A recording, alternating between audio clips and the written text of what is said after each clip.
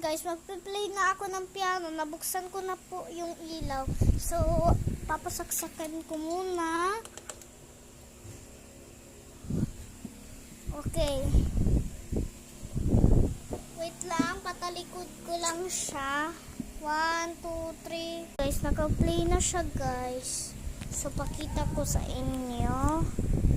Ito.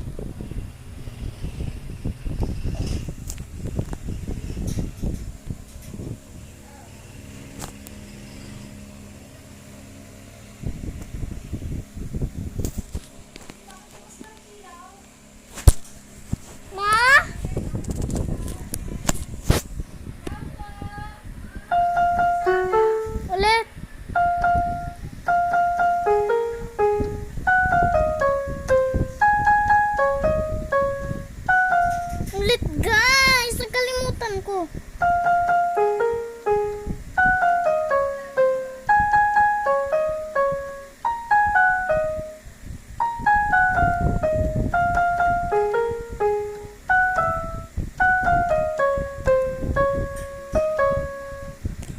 Ayun guys, natapos ko na siya guys. So next time part 2.